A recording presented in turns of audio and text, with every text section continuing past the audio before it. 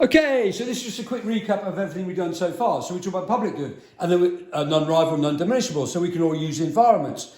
Everybody is able to use it, but we've also got a global public good, and that is the environment. Actually, we could also spend a little bit of time talking about why property rights are not really the best way of solving this problem, because no one can actually own the air. Pretty obvious stuff. Then we have the tragedy of the commons, which, remember, is a shared resource. And if everybody pursues their own self-interest, then eventually we will destroy that shared resource. So this is why we have a global problem, and therefore we need a global solution.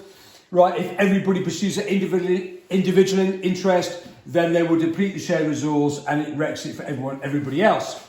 Tragedy of the right. Remember that? Mark Carney, value values, chase short-term profits, forget about the long-term. Ultimately, this will lead to financial collapse.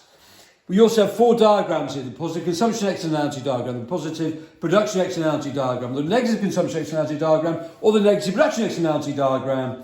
And then we also have the problem of vested interests, e.g., right, sue me if you like, but Exxon have known all along that climate change is taking place. The research that they did, the research that was done by the IPCC, which is the international body that looks at all this, their research came to virtually the same conclusions as Exxon, that climate change was a real threat. But they decided to put profit over the planet. Okay, right.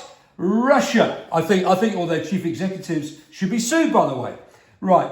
Russia are exactly the same. They always disputed climate change. I wonder why. Because they have a massive oil and gas industry. So we also have to take that into account. Global problem needs a global solution. But as happens now with the Green Revolution anyway, it's actually cheaper than oil and gas. 9 times cheaper, which I think is pretty significant. Even Jacob Rees-Mogg would agree with that.